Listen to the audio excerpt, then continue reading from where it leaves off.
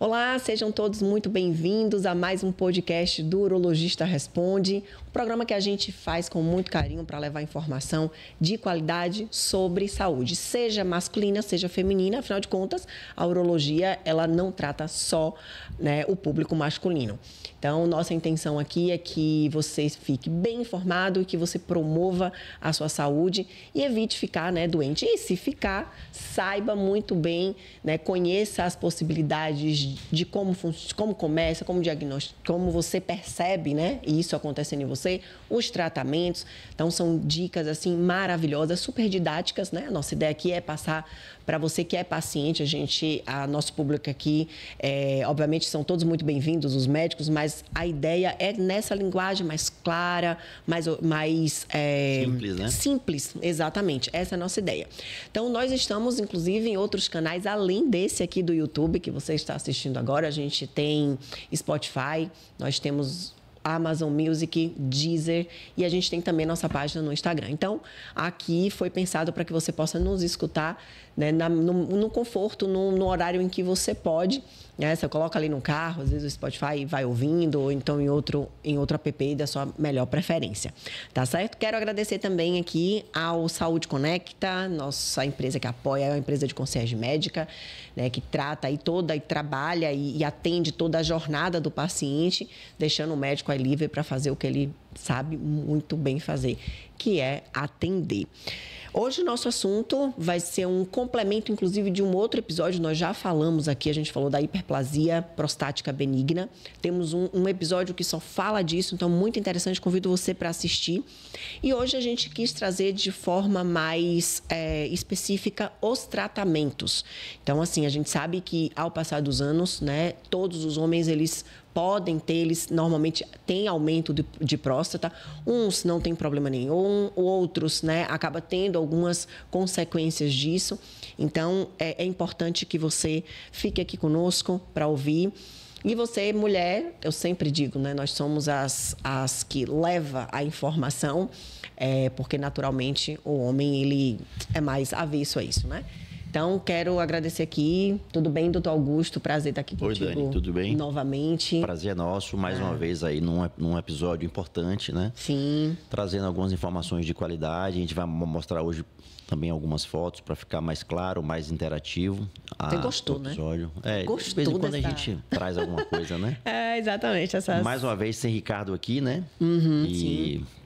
Esperamos aí que ele volte bem em breve. Sim, Mas sim. vamos lá. Hoje a gente vai falar sobre hiperplasia prostática benigna, Isso, que exatamente. é um aumento da próstata benigno, Não é sim. câncer, não tem nada a ver com câncer, é apenas um aumento da próstata a partir dos 40 anos. A gente sabe que a próstata começa a aumentar por várias questões aí de hormônio, a própria idade, Questões ainda não muito sabidas. E aí você começa a ter sintomas e aí você tem que tratar. Perfeito. Você vai fazer alguma introdução, alguma coisa na antes? verdade, o que acontece? Hoje nós vamos dividir, porque nós já temos um episódio falando também sobre disso, Só que, assim, é importante que, para que a gente consiga chegar no tratamento, a gente passe, assim, rapidamente, pelos conceitos. Você acabou de dizer que não tem nada a ver com câncer, e isso foi uma pergunta na época, de muitas dúvidas, qual é a relação. A gente trouxe, inclusive, aqui situações em que eu não sabia, e assim, muitos homens que eu inclusive pergunto também não sabem. Então, eu acho que seria interessante a gente começar aí, rapidamente o que as causas, E aí, se eu for tendo aqui as dúvidas, eu vou te perguntando. Interagindo aí. Então, perfeito. Na verdade, hiperplasia, como o próprio nome diz, é aumento do tamanho da próstata. A próstata, ela mede de 25 a 30 gramas, é o tamanho de uma noz, E ela começa a aumentar a partir dos 40 anos. Tem pacientes que aumentam mais, outros aumentam menos, Eu tenho, por exemplo, pacientes de 80 anos que têm próstata de 30 gramas e tenho pacientes de 50 anos com próstata de 80 gramas. Nossa. O porquê disso, a gente não sabe ainda, Tem várias teorias aí colocadas, mas a gente não sabe por que uns aumentam tanto e de forma mais precoce e outros não aumentam nada, mesmo tendo aí seus 80, 90, 70 e tantos anos, Então, a gente não sabe ainda o motivo. O fato é que os exames mostram esse aumento, os sintomas corroboram para esse aumento. E o diagnóstico a gente já sabe, né? Geralmente o diagnóstico da hiperplasia, o HPB, que é uma doença frequente no nosso consultório, né? Todo homem vai ter algum grau de hiperplasia, claro. Se ele vive muito, ele vai ter algum grau de hiperplasia em qualquer momento da vida dele.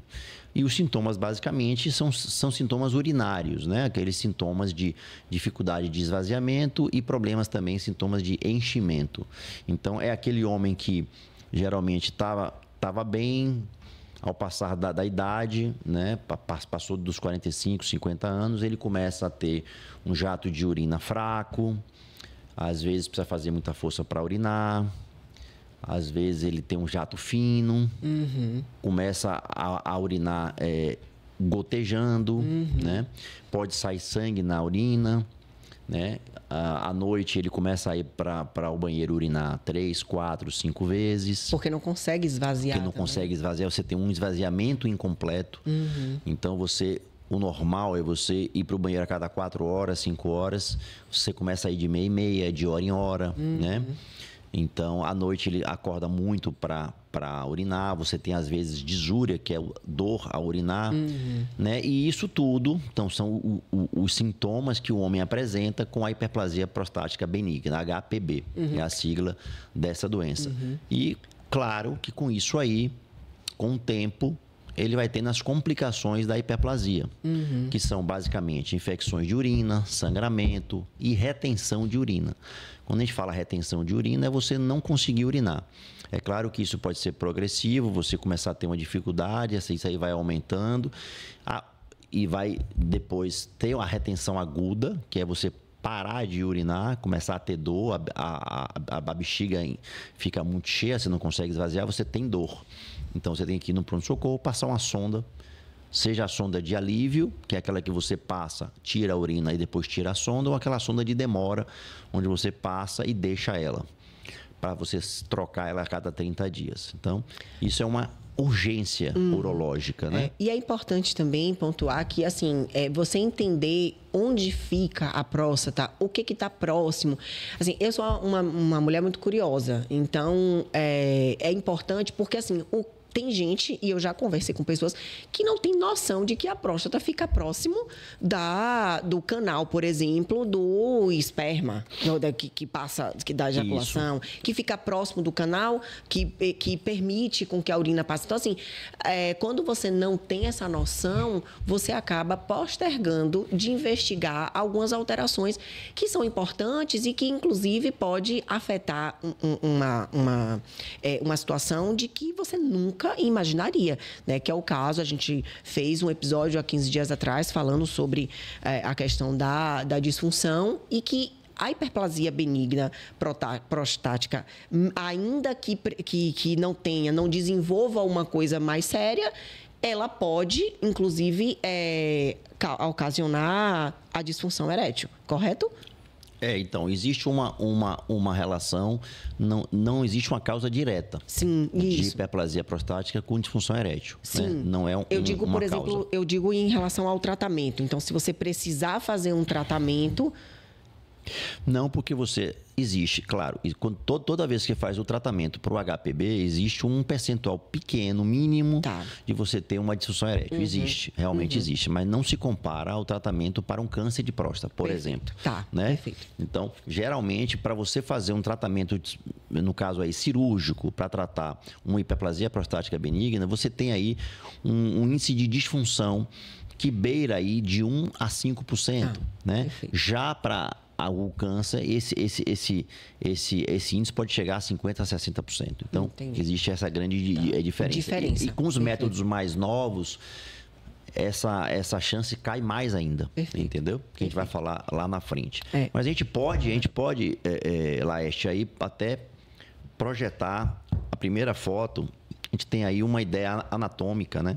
A primeira foto mostra aí um antes e um depois. Eu não ia nem projetar ela agora, mas dá para entender. A próstata é tudo isso aí. A uretra é esse cano que passa dentro da próstata. E em cima dessa foto tem a bexiga. né, tem a bexiga em cima.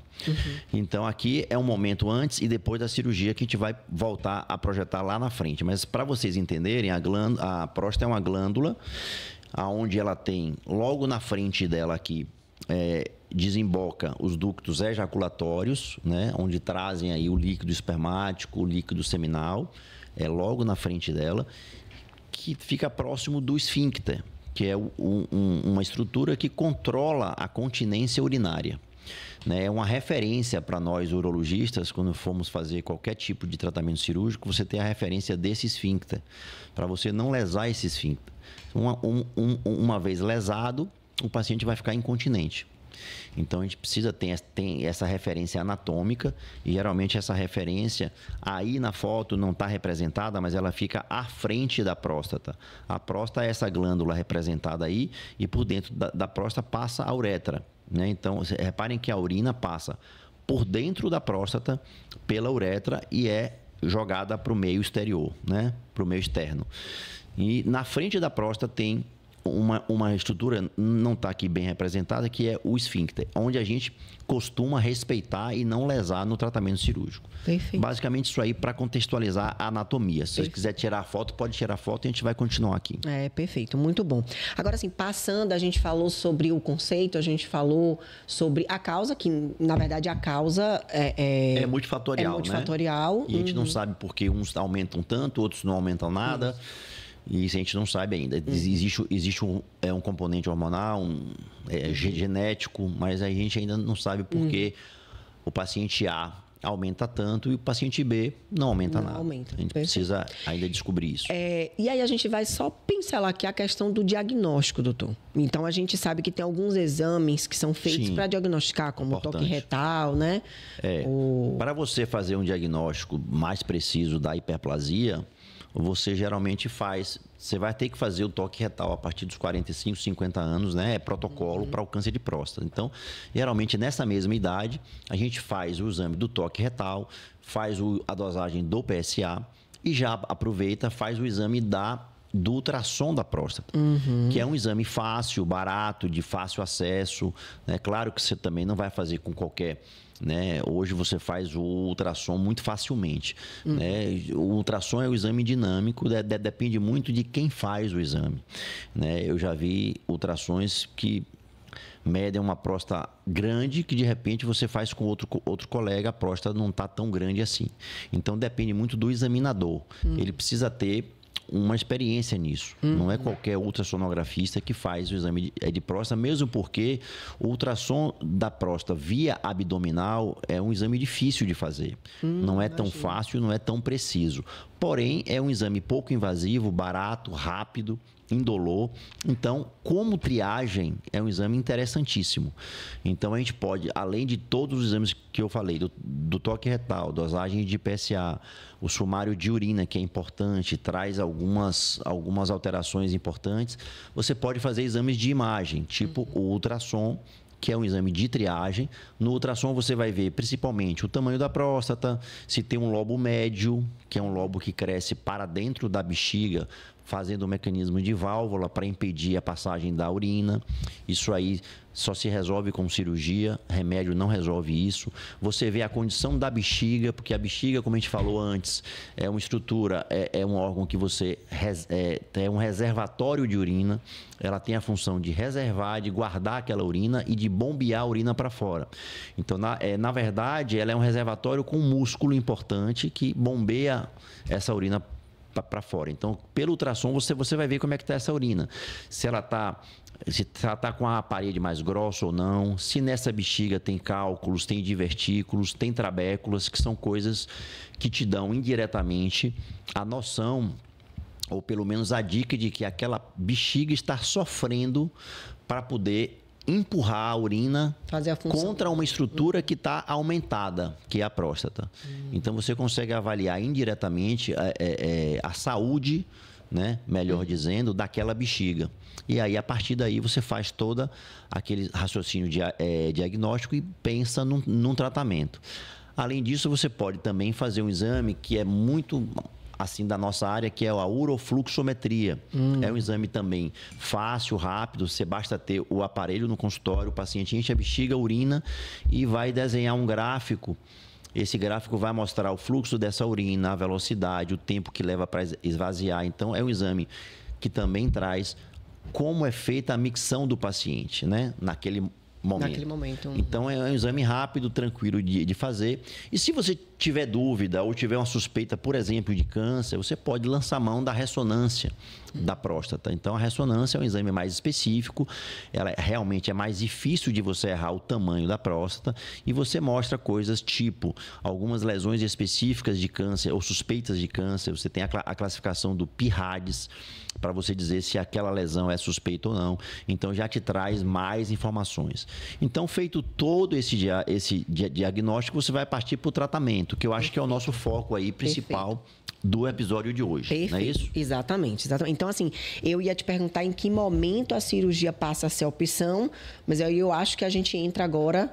É uma oportunidade de entrar no tratamento. A gente pode falar dos tratamentos e a gente divide os tratamentos basicamente em tratamentos clínicos e em tratamentos cirúrgicos. Perfeito. Os tratamentos clínicos são baseados em quê?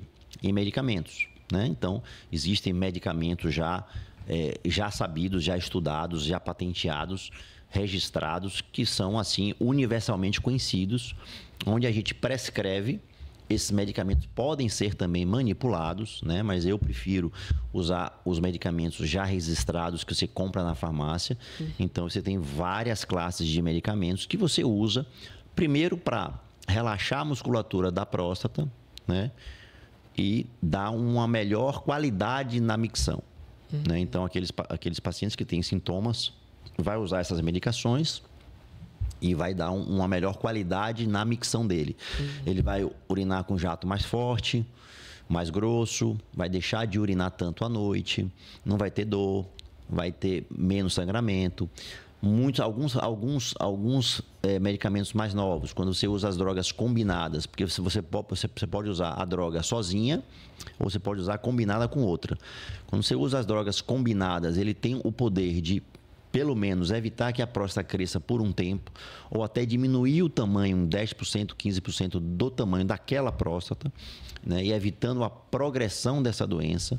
Então, ele pode tomar aquele medicamento e ficar usando aquele medicamento por 2, 3, 4 anos, né? Evitar essa progressão, isso é importante. Então, tudo isso, o tipo de droga, o momento da introdução da droga, quanto tempo vai usar a droga, os efeitos colaterais, efeitos adversos, complicações de drogas, tudo isso o especialista tem, né, como orientar o doente. Né? Então, existem drogas combinadas, por exemplo, que o paciente toma, pode ter diminuição da libido, diminuição da ereção, diminuição da ejaculação, entendeu?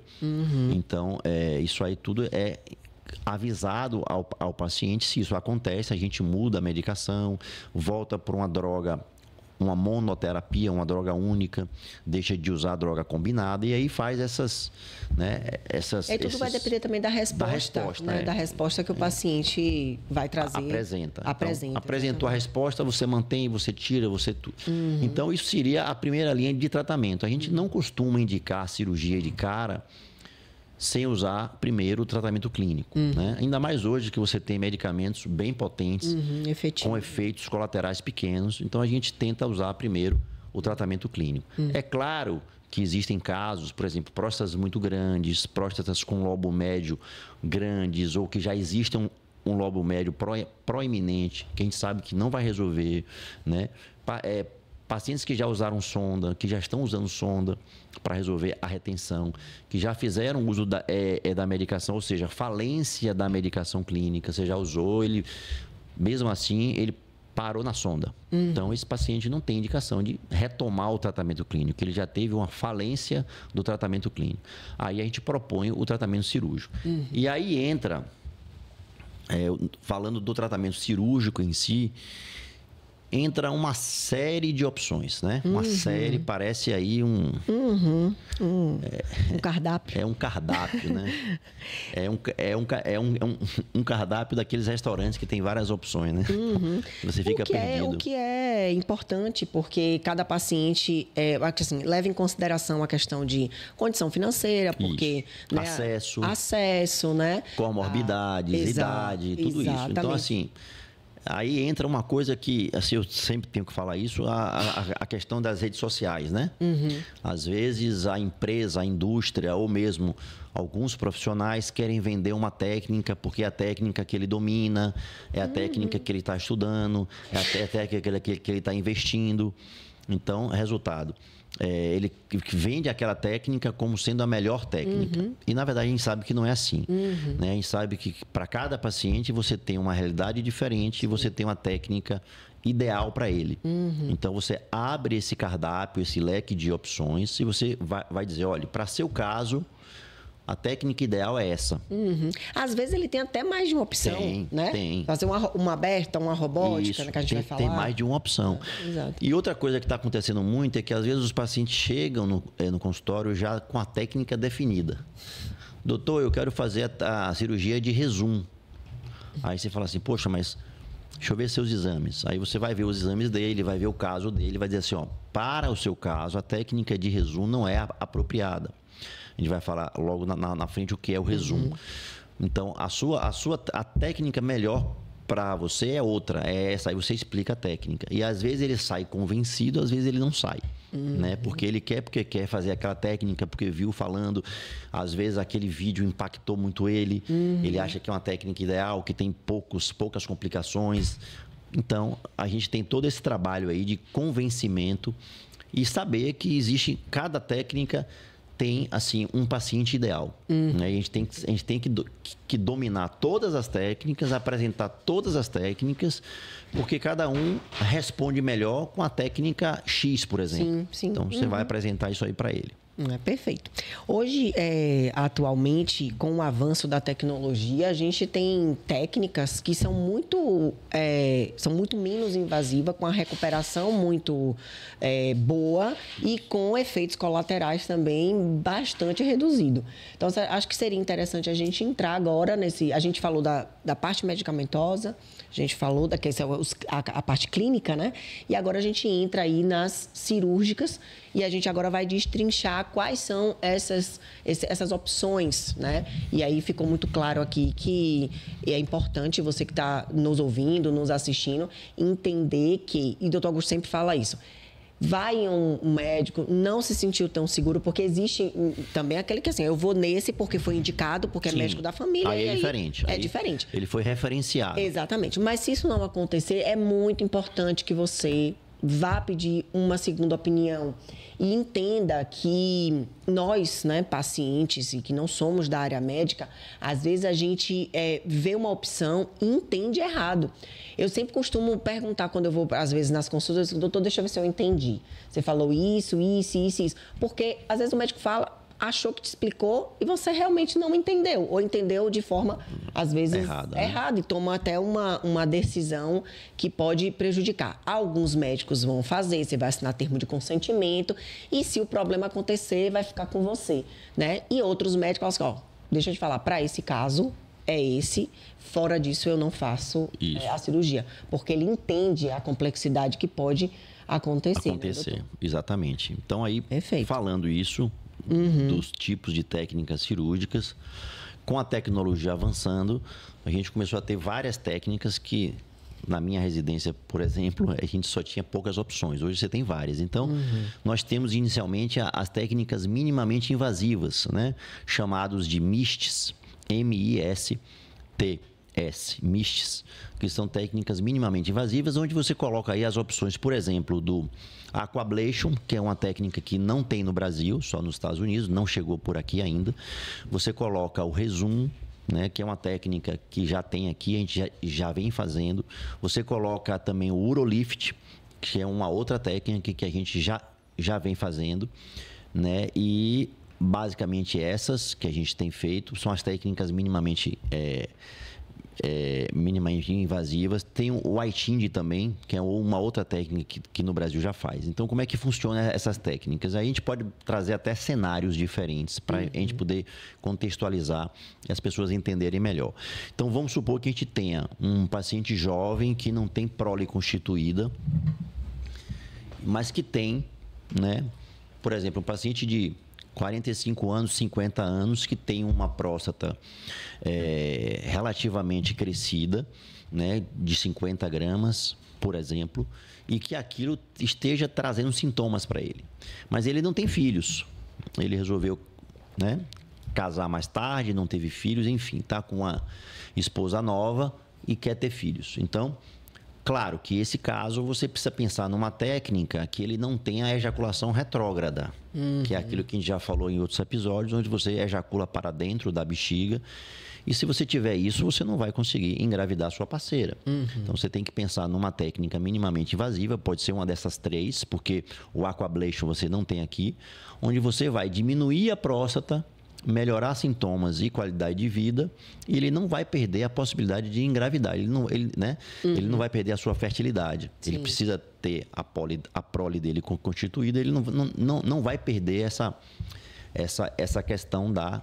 Essa possibilidade de engravidar a esposa. Então, aí você pode sugerir para ele ou o Rezum, que na verdade você vai entrar pelo canal com uma agulha e você vai penetrar nos lobos da próstata que estão crescendo e empurrando a uretra, afinando a uretra, dificultando a urina. Você vai entrar com essa agulha e você vai injetar, né, um líquido quente, né, com uma temperatura especificada, e você vai fazer com que essa próstata ela murche com o tempo. Repare que não é uma resposta logo de imediato. Você vai ter uma resposta aí com 3, 4 meses. Esse líquido vai promover uma desidratação dessa próstata, vai promover na verdade, assim, vai desinchar essa próstata, vai ter uma isquemia, uma necrose e vai perder aquele volume que tinha. Então, com 3, 4 meses, ele vai ter essa resposta. Então, vai melhorar os sintomas, vai continuar podendo engravidar, e a próstata dele vai realmente regredir, né? Só que você só vai ter isso com 3, 4 meses na frente. Ou seja, não são todos os casos, inclusive, que é indicado. Não são todos os casos que é indicado. Agora, assim, eu vou tirar parte da próstata, eu vou ressecar. Não tem nada disso. Você vai fazer uma técnica que você vai atenuar os sintomas, mas você não vai retirar a próstata, você não vai retirar tecido, vai apenas promover uma desidratação daquilo ali. Ela vai murchar, vai isquemiar, vai morrer uma parte daquele tecido, você vai jogar isso para fora, e só com 3, 4 meses você vai ter essa resposta, né? Pode ter todas aquelas questões de dor, que é normal quando você usa essas técnicas, o que a gente chama de disúria. Essa disúria pode durar até 45 dias. É uma dor que às vezes incomoda, tudo. Risco de sangramento, risco de infecção pode ter também. E é uma técnica que você pode fazer, por exemplo, no Ostalgia, né? Você vai e faz uma anestesia ali momentânea, faz a cirurgia e o paciente volta no mesmo dia. Então, é uma técnica rápida que dá para ele ir rápido para casa, não precisa internar, né? Você pode oferecer para ele também até a técnica dos grampos, que é a Urolift, que a gente chama, né? Você entra pelo canal, por essa cânula, você tem um dispositivo com os grampos, onde você aplica os grampos na próstata que está aumentada. Você, na verdade, comprime essa próstata abrindo o canal.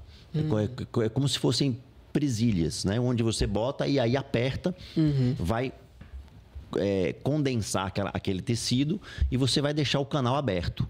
Então, isso também vai ter um ganho de qualidade de vida e melhora dos sintomas rápido, né? Esse é imediato, né? Esse é mais imediato do que o Rezum, né? E você também preserva a condição dele engravidar a parceira. Ótimo. Agora, a gente não sabe como é que esses grampos são incorporados, se vai ter, por exemplo, extrusão desses grampos, se vai ter migração. Às vezes, quando esse paciente lá na frente tiver um câncer, quando você for ressecar essa próstata, será que vai atrapalhar? Será que não vai atrapalhar? Isso aí são coisas que a gente ainda não sabe porque são técnicas novas. Mas você pode lançar a mão disso. Também é uma técnica que é feita ambulatorialmente, no hospital-dia, né? Não precisa internar.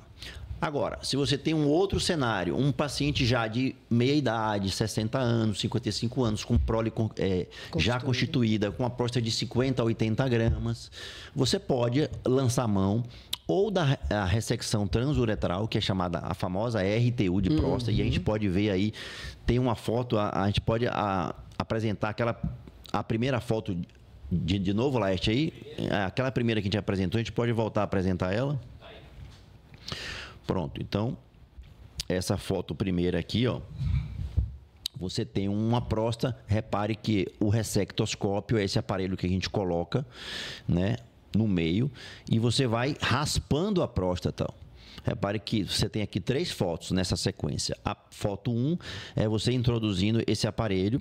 Essa área mais alaranjada seria o conteúdo aumentado da próstata que você vai ressecar, né? Repare aqui, ó. Você está limpando aqui a próstata, né? Chamada RTU. Aqui, a fase 2 aqui, a imagem 2, você já ressecou uma boa parte, tá vendo? E na fase 3 aqui, você já ressecou tudo, abriu esse canal, né? Então, aqui você tem... A RTU, ela funciona como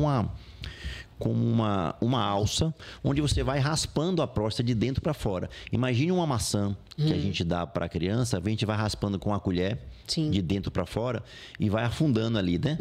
E fica a casca só. Sim. Então, você vai raspando aquilo ali e aquele tecido, aquele material branco da fruta, imagine que seja o tecido em excesso da próstata. Você vai tirando aquilo, você vai alargando o canal e pronto. Esse paciente vai ficar internado, ele vai usar sonda, vai fazer irrigação, ele pode ficar de 2 a 5 dias internado, pode ter sangramento, tudo. Você pode ter que até reintervir se tiver um sangramento com coágulo, você pode entrar de novo para poder fazer uma nova limpeza, uma revisão. Mas é uma técnica que é mundialmente conhecida, até hoje é a mais realizada, né? E geralmente são ideais aí. Essa técnica, na verdade, é ideal para próstata de 50 a 80 gramas, no máximo 100 gramas, onde você vai raspando isso aí. Qual é o problema dessa técnica? Agora que você tem técnicas novas, né? Você vai raspando isso e você nunca consegue tirar o máximo possível, porque você tem que fazer uma cirurgia mais rápida, porque você tem toda uma solução que você usa de líquido para clarear a sua visão, e você tem que fazer uma cirurgia mais rápida, e geralmente quando você tem próstatas maiores, você nunca consegue tirar o máximo de tecido possível. Então vamos supor que você consegue ressecar 30%, 40% só. Então esse paciente vai ter que ser submetido a uma nova cirurgia em tempo menor. Porque lembre, como você não está tirando a próstata, você está tirando o miolo da próstata. Não é uma cirurgia de câncer que você tira radical, você tira a próstata toda. Você está tirando o miolo e você está deixando a casca. Ela pode crescer. Com o tempo ela vai crescer. Ela vai crescer. Então, se você faz um procedimento não muito efetivo, ou você não tira todo o tecido, claro que ela vai crescer e você, em pouco tempo, você vai ter que operar de novo. Então, esse é o grande problema, né? Perfeito. Então, essa é uma cirurgia que ainda a gente faz. Para essa cirurgia, você pode usar 2 tipos de energia, a monopolar e a bipolar. A bipolar é uma energia mais nova, mais segura, onde você pode trabalhar com o soro, que é um soro fisiológico, né, que é melhor. A outra você não pode trabalhar com soro fisiológico, porque é a energia monopolar. E é uma técnica que a gente realiza muito, tanto no SUS quanto no setor de convênios, o setor privado. Essa técnica, no SUS, quando você tem próstatas muito grandes, aí eu estou falando de próstatas de 150, 200, 300 gramas, a gente não consegue fazer pela técnica endoscópica. Repare que quando eu falo endoscópica, eu estou falando que passa por dentro do canal. A gente não consegue fazer, porque uma próstata de mais de 100 gramas já é ruim, você não consegue ressecar, o paciente vai voltar a ter o mesmo problema e você pode ter durante a cirurgia várias complicações, sangramentos, uma ressecção incompleta, lesão de alguma coisa, lesão de cápsula, então lesão de bexiga, lesão de ureter, que é o canal que traz. Nesses casos, a gente faz o quê? A gente faz a técnica aberta no SUS. No SUS, que não tem robô, Você pode fazer ou a técnica aberta ou a técnica laparoscópica, que a gente tem, né? Então, você vai via abdômen, se for aberta, você faz o corte e você vai fazer a enucleação com o dedo. É manual. Você vai tirar esse miolo todo, que é grande, tamanho de uma laranja ou mais. Pronto. Aí depois você faz a reconstrução e fecha o paciente, ele vai ficar com sonda. É uma técnica que é mais agressiva, mais invasiva, porque a próstata é maior, tem uma permanência hospitalar maior chance de sangramento, de infecção, etc. A laparoscópica é a mesma coisa. Se você está no convênio, né, você pode usar ou a laparoscópica ou o robô. O robô já te dá essa possibilidade. Lembrando que a técnica robótica os convênios não cobrem, né? Mas sim, geralmente os hospitais que atendem os convênios têm robô. Então você paga uma taxa a mais para fazer a técnica robótica. Se você não quiser fazer a laparoscópica ou o seu médico preferir a robótica, você paga uma taxa a mais e você faz a técnica robótica, que na verdade é um aperfeiçoamento da laparoscopia. Você vai entrar com um braço robótico, ele vai te ajudar e você vai fazer a enucleação por via robótica abdominal e vai tirar todo esse miolo, deixa a sonda, aquilo vai lavando no pós-operatório, vai evitando sangramento, coágulo. Depois você, claro, como você entra pela bexiga, você tem que deixar essa sonda no mínimo 10 dias, de 8 a 10 dias, né? Toda técnica aberta, seja ela aberta, laparoscópica ou robótica, você vai ter que abrir a bexiga, né? A técnica aberta você abre em cima, a técnica robótica e laparoscópica você abre no fundo. Então, depois que você tirar toda essa próstata, você vai ter que costurar a bexiga. Então, para aquilo ali cicatrizar, você tem que deixar a sonda para evitar pressão e novo rompimento daquilo que você abriu. Então, você deixa a bexiga, você deixa a sonda até clarear tudo, tiver tudo bem, tiver cicatrizado, com 8, 10 dias você tira a sonda. Então, em próstatas maiores, fazendo essas técnicas, você tem que deixar a sonda mais tempo, né?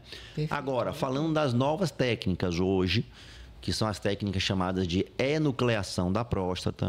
E essas são as técnicas que a gente tem ouvido bastante nas redes sociais, na internet, né? E tem vídeos até muito autoexplicativos para isso. Eu vou, antes de mostrar essa, tem aqui, acho que tem a foto, né? A foto da RTU a gente já mostrou. Mostra a foto 2 para a gente, Laerte. Pronto, a foto 2, vocês veem que aquele tecido amarelado não tem mais, né? Você já ressecou e você tem o quê? Um canal bem aberto, sem aquele tecido, porque você fez a RTU, a ressecção transuretral. Agora, sobre a enucleação, mostra aí a foto 3, né? A enucleação prostática é uma técnica nova, onde você enucleia o miolo, o próprio nome diz. Você pode usar 2 tipos de energia, ou a energia bipolar, novamente, só que com uma outra alça, o material é diferente da RTU. Você tem a RTU bipolar e você tem a enucleação bipolar, que é chamado Bipolep. É uma técnica de enucleação, ou seja, uma técnica mais nova, onde você vai tirar o miolo usando uma energia bipolar. Existe uma alça específica e você vai tirando. Essa foto que está aqui representada é o gerador que fornece a energia. Esse gerador aqui é um gerador de energia laser. Já é outra técnica de enucleação. Nós falamos da técnica bipolar, que é o Bipolep, e nós vamos falar agora da técnica laser, né? Da técnica laser, você tem 2 tipos de laser, o laser de túlio e o laser de rômio. Então, esse gerador gera uma energia a laser. Mostra a próxima foto para a gente. Repare que dessa foto, se vocês observarem, isso aqui é uma laranja representada, né? Repare como o plano é diferente. Na técnica da ressecção transuretral, você vinha de dentro para fora. Nessa técnica, você vai de fora para dentro. Repare que esse dispositivo que está sendo usado é um laser. Ó, a luz vermelha dele saindo na ponta dessa caneta. A caneta, você introduz pelo canal da uretra e na pontinha você tem uma energia laser. O laser é gerado por aquela máquina que eu mostrei há pouco. E você vai usando esse plano aqui, ó. Imagine que você tenha uma laranja ou uma tangerina, você vai tirando os bagos e vai deixando a casca. Isso a gente chama de enucleação. Você tira o núcleo, né? O próprio nome já diz. Então, você vai enucleando. Toda essa parte que está saindo é a parte que você vai depois jogar na bexiga. Repare que a foto de baixo já mostra, ó. A foto de baixo, a próstata está representada com a cor branca. E você tem a caneta por trás dela, de fora para dentro e não de dentro para fora, tirando toda essa parte desse núcleo. Repara que na foto 2 de baixo, você já tem a parte que você tirou dentro da bexiga em cima. Repara que já está em cima. Você já tirou um lado, jogou lá na bexiga e está partindo para o outro lado. E na foto 3, você tem toda a próstata dentro da bexiga que você tirou. Aí o pessoal pergunta, poxa, e aí, como é que vai tirar isso dentro da bexiga? Era exatamente a minha pergunta. Então, se você tiver uma próstata grande aí de 150 gramas, por exemplo, você pode fazer enucleações de próstata de 50 ou mais. É claro que tem médicos com mais experiência, os chamados hoje enucleadores de próstata, que já operam próstata de 300, 350 pelo canal, de forma bem rápida, mas são médicos ultra especialistas que hoje na vida só fazem isso. Então, eles não fazem mais câncer, eles não fazem mais a parte de disfunção erétil, só fazem isso. Então, são médicos que operam aí por semana 5, 6, 7, 10 casos desses. Então, eles já têm uma casuística grande. Eles conseguem enuclear próstatas maiores. Mas isso não é a média, tá? A média dos urologistas, o que a gente indica por segurança, é você fazer enucleações de próstata entre 50 e 130 gramas, no máximo 150 gramas, né? Depois disso, só para quem é realmente ultra especialistas, que só fazem isso, né? Perfeito. Depois disso a gente vai falar, tá? Mas até de 50 a 150 a gente pode usar essas técnicas de enucleação. Ou com energia bipolar, que é o Bipolep, ou com energia laser, que a gente acabou de demonstrar, usando aquele gerador e aquela caneta com a luz vermelha, que você faz a ressecção de fora para dentro e joga na bexiga. Aí a pergunta é, e agora o que faz? Está na bexiga, vamos supor uma próstata de 150 gramas. É um tecido grande. Sim. Você vai tirar como da bexiga? Aí a gente tira o equipamento, coloca um outro equipamento pelo canal e a gente tem nesse equipamento um outro chamado de morcelador. Ele vai o quê? Morcelar a próstata. Ele vai sugar com ar comprimido, um vácuo que a gente tem no ambiente cirúrgico. Você vai puxar aquele fragmento, ele vai grudar na ponta e você vai acionar o morcelador e ele vai morcelar, como se fosse liquidificar o tecido. Aquele tecido vira um suco e ele é aspirado, e sai do paciente. Nossa. Então, você vai fazendo isso pedaço por pedaço, né? Se você tiver um pedaço só, você vai fazer um pedaço só, aquilo fica ali morcelando. O cuidado que tem que ter é que você tem que manter a bexiga sempre cheia para evitar a lesão de bexiga. Ele pode morcelar a bexiga. Aí é um problema, né? Então, você tem que ter muito cuidado, muita experiência. Quanto tempo de cirurgia? Depende do volume da próstata. Se próstatas pequenas de 80 gramas, geralmente é 1h30, 2. Mas próstatas maiores você pode fazer em até 4, 5 horas. Nossa. Entendeu? Por conta de todo esse processo. De todo o processo, né? Porque você tem que, para você enuclear demora e para você morcelar também demora, próstata maior. Exatamente. Aí depois daquele líquido todo que sai, você vai coar o líquido e vai dar o quê? Fica parecendo uma almôndega, né? Você tem um bolo de carne, né? Depois que você tritura isso, você vai tirar o líquido e vai pegar esse material e vai mandar para a anatomia patológica para estudar. Sim. Para ver se só tinha realmente células benignas ou se tinha células malignas. Então, você tem um conteúdo para mandar, um material para mandar para a anatomia estudar. Pronto. A famosa biópsia. A famosa biópsia, só que aí é uma biópsia, a gente chama da biópsia de todo o material, né? Sim, isso. Pronto. Então, vai mandar lá para fazer o estudo. Isso em próstatas em média, eu estou falando em média porque tem colegas que enucleam próstatas maiores, mas em média, essas técnicas são de próstatas de 50 a 150 gramas. Aí a pergunta, mas eu tive um colega, eu tive um amigo, eu tive um pai que teve próstata de 200 gramas, de 190, de 160 e tudo. E aí, como é que faz? Aí você já parte para uma outra coisa, né? É aquilo que eu falei lá atrás, quando eu falei do SUS. Pacientes que têm convênio que podem usar as técnicas minimamente invasivas, você pode fazer essas ressecções com laparoscopia ou com robô.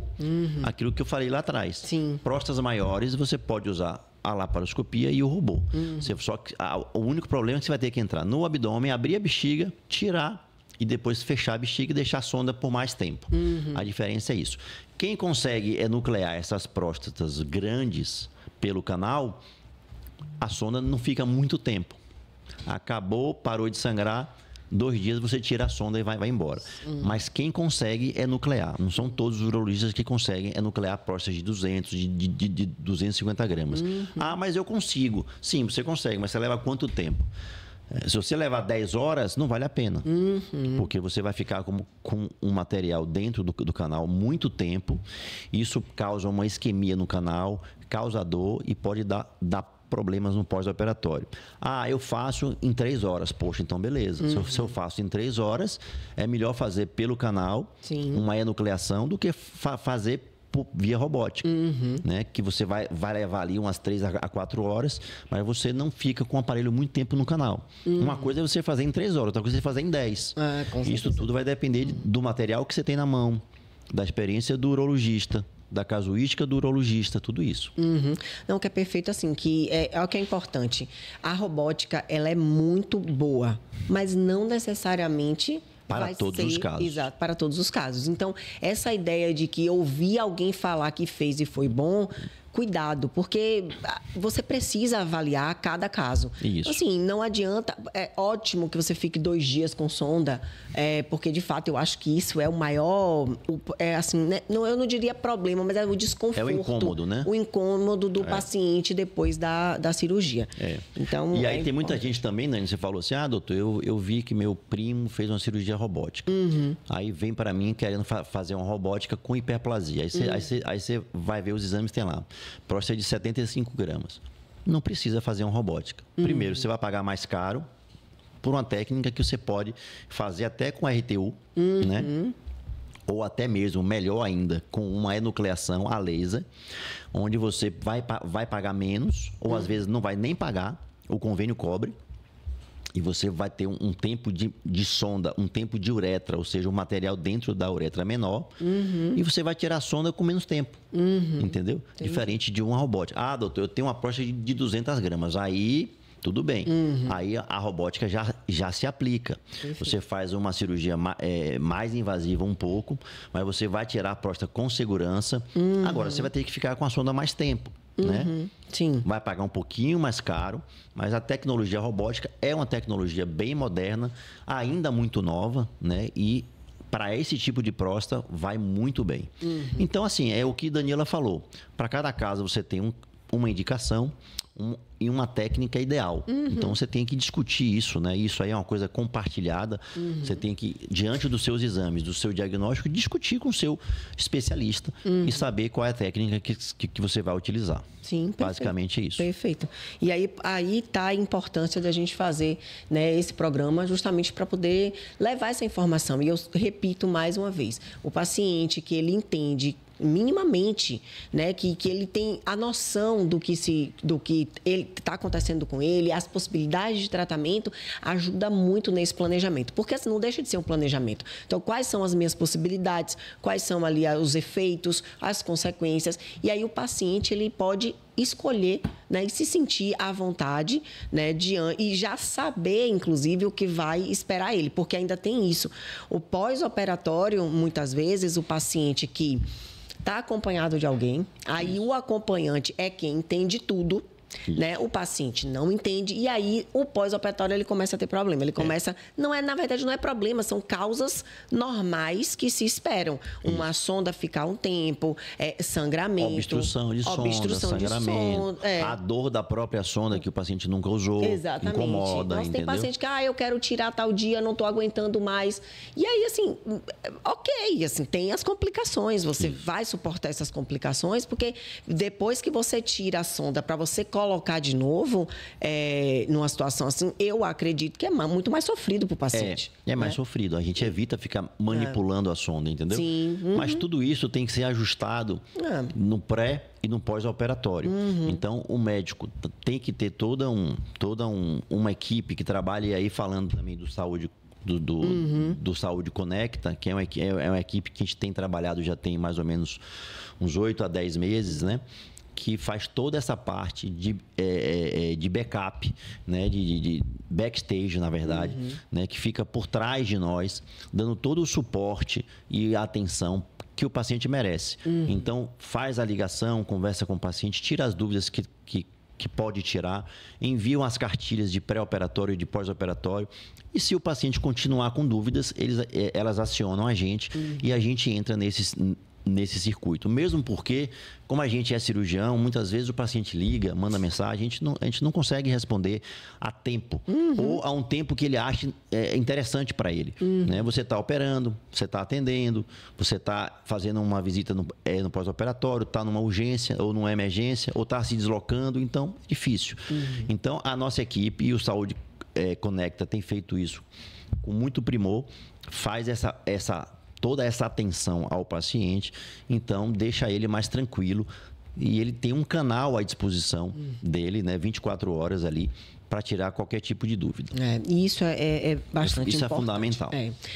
Bom, temos mais opções de tratamento? Para tratamento são essas mesmo que a gente já falou. Eu acho que usei alguns termos técnicos, mas eu acho que deu para entender.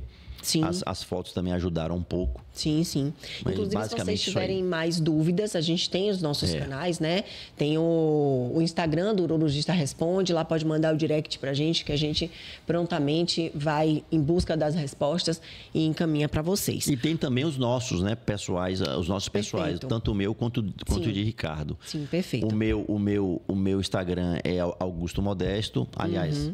É doutor.augusto_modesto e o meu site é Augusto Modesto. Então, se vocês tiverem dúvidas, vocês olham o site, tem sempre reportagens, tem vídeos, tem fotos e se continuarem com dúvidas, marcam uma consulta em qualquer local que a gente atende.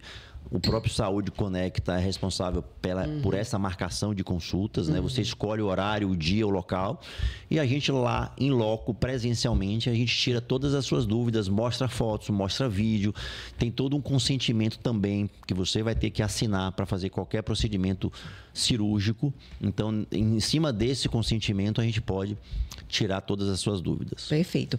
E o de Ricardo é ricardofreitas.uro. Então, Isso. Lá também. Importante dizer o seguinte, lá a gente tira as dúvidas, mas assim, existem algumas perguntas, até que têm chegado, que não é necessariamente uma dúvida mais genérica. Então, nesses casos, a gente sempre entende o que o paciente está precisando e aí faz os devidos encaminhamentos. Porque, às vezes, é uma situação que está acontecendo com você, mas existem outros fatores que precisam ser avaliados para poder te dar uma resposta mais segura. Então, muitas vezes, quando a gente não consegue responder, e de qualquer forma, a gente tem o contato para direcionar a melhor maneira de você ser atendido, seja para tirar sua dúvida, seja numa consulta, tá certo? Doutor, muito bom esse tema. Convido vocês novamente a assistirem o outro episódio que nós fizemos só falando de HPB, que aí vai fazer um complemento e vai te deixar com as informações, né, mais completas, tá certo? É importante isso, porque hoje a gente focou mais no tratamento, né? Detalhou mais isso. Sim. Mas quando você assiste o primeiro episódio, a gente fala mais, por exemplo, em causas, diagnósticos, sintomas, então fica mais fácil de vocês entenderem o todo. Perfeito, perfeito. Então é isso, nós estamos chegando ao final né? Mais um final e a gente é muito prazeroso estar aqui, é uma coisa que eu gosto bastante. Fico com saudade, né? Enfim, porque eu acho que demora. Mas a gente sempre no final dá dicas, né? Eu costumo dizer que são dicas que a gente já experimentou e que, pelo menos para a gente, funciona. E aí, de repente, para você faz sentido. Então, a gente sempre coloca aqui. Eu gosto muito de viajar. E viagem, ela precisa ser programada. Então, o que acontece muito com a gente? Óbvio que quem é autônomo tem uma flexibilidade melhor de aproveitar determinadas oportunidades. Mas eu sempre acreditei, porque em outras oportunidades eu já trabalhei para outras empresas, e eu digo que quando a gente trabalha bem, a gente tem a possibilidade de combinar as nossas férias casando com uma oportunidade. E não sei se você conhece, tem um site Melhores Destinos. Sim. Inclusive, eles têm um grupo no WhatsApp em que eles fazem essas buscas e sempre encaminham. Eu recebo todos os dias. Então, você encontra, inclusive, pacotes, né? Pela decolar.com. Eles precisam patrocinar a gente, inclusive, Eles né? podiam, né? Pois é. Então, assim, dá para se programar porque encontra muita oportunidade. Então, aproveita aí essa ocasião. Claro que, em cima da hora, sempre tudo fica, né, muito mais caro. E uma dica: quando você começa a pesquisar muitas passagens em um dispositivo, né, o algoritmo entende que você quer e ele, às vezes, aumenta o valor. Então, é interessante que você, se você está pesquisando agora e aí não vai comprar, da próxima vez pesquisa por outro dispositivo. E aí é onde acontece muitas vezes. Eu acho uma passagem de um valor e você acha muito mais caro. Muito mais caro. Né? Então, aí eu acho que fica essa dica que é muito, importante. Muito legal, e a gente, para a gente conseguir aí explorar, né, o nosso Brasil, o mundo, enfim. Todas as possibilidades, é isso aí. Não é isso? Agradeço a você que nos ouviu e ficou com a gente até agora. Peço que você deixe o like, que você encaminhe no Spotify, você tem lá as estrelinhas, né, nos avalie. Isso faz com que o algoritmo entenda que somos relevantes e aí começa a entregar, né, para mais pessoas. E o nosso objetivo é levar informação de qualidade, né, para, de repente, transformar a sociedade numa sociedade, inclusive, mais sadia, informada. Né? Exatamente. É isso aí. Mais uma vez. Isso aí. Não, Dani, tudo obrigada. bem. Obrigado a você. Obrigado a todos aí que estão participando, né? E mais um episódio no canal. E dicas ou sugestões vocês podem mandar para a gente vai adequando, né? A questão das fotos, por exemplo, uma coisa que a gente veio adequando. A questão da edição especial, para a gente trazer outros temas que não sejam urológicos, também foi uma coisa que a gente veio adequando. Precisa até fazer mais edições especiais esse ano. E é isso. É isso. Agradeço aqui a companhia e até mais.